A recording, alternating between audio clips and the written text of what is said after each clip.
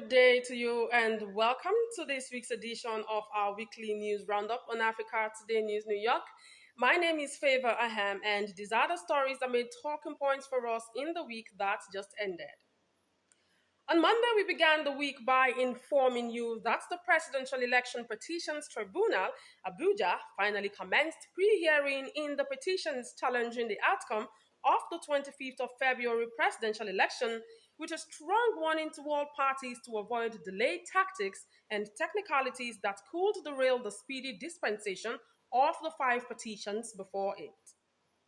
We also reported that Canada announced that it will be expelling a Chinese diplomat after Zhao Wei was accused of having some degree of involvement in a campaign that was targeted at intimidating a Canadian opposition legislator critical of Beijing.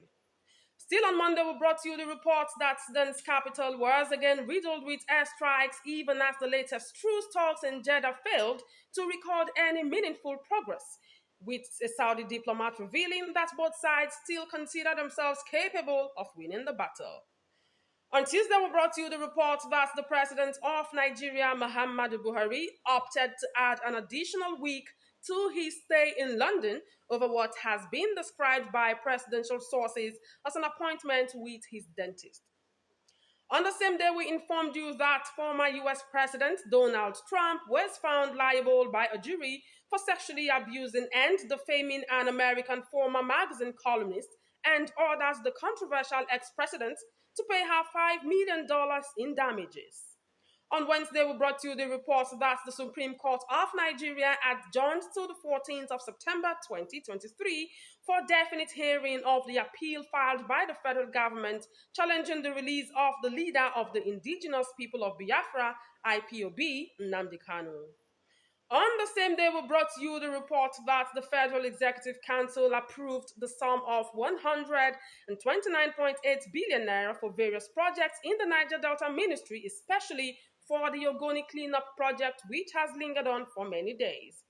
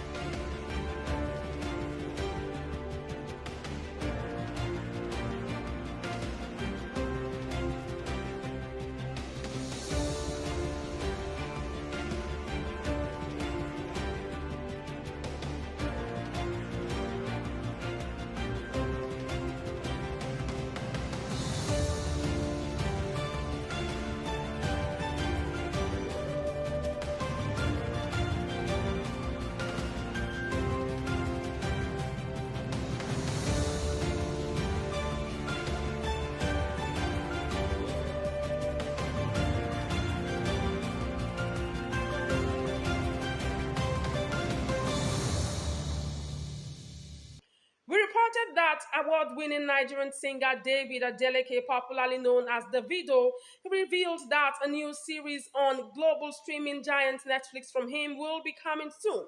According to Davido, the docuseries, which is titled David, will be focusing on his life. It's very, very big. Still on Tuesday, we brought you the report that Nigeria's outgoing President Muhammadu Buhari wrote to the Senate to approve an $800 million loan to finance the National Social Safety Network Program, NSSP.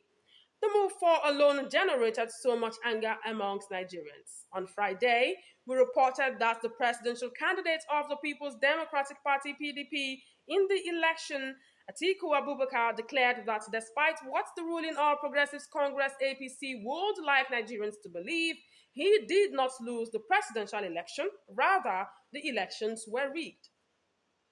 We also reported that the Pentagon revealed that plans have been concluded to bolster its defensive posture in the Gulf. A White House spokesman has confirmed, even as Washington accused Tehran of carrying out increased attacks on commercial shipping in the strategic region of the Middle East. Still on Friday, we brought you the report that as Nigerians were celebrating the 50th anniversary of the National Youth Service Corps NYSC, President Muhammadu Buhari came out to applaud the scheme for its golden years of existence, which, according to him, has been very impactful. Finally, on Saturday, we brought you the report that about 5 residents of the Federal Capital Territory dragged the Attorney General of the Federation and the Chief Justice of Nigeria over the declaration of Senator Bola Tinubu as Nigeria's president elect. The plaintiffs in the suit posited that Senator Tinubu failed to secure at least 25% of votes cast in the FCT. We also reported that the Foreign Affairs Ministry of South Africa disclosed that the U.S. ambassador came out to apologize unreservedly for claiming the country secretly sold weapons to Russia amidst the ongoing war in Ukraine. Lastly, we brought you the report that the factional Labour Party chairman, Lamidi Apapa, gave the legal team representing the presidential candidates of the party, Peter Obi, a deadline of 48 hours to come and brief him on the ongoing election petitions tribunal. Now that's been it on our weekly news roundup on Africa Today News New York. My name is Favor Aham. Thank you for watching.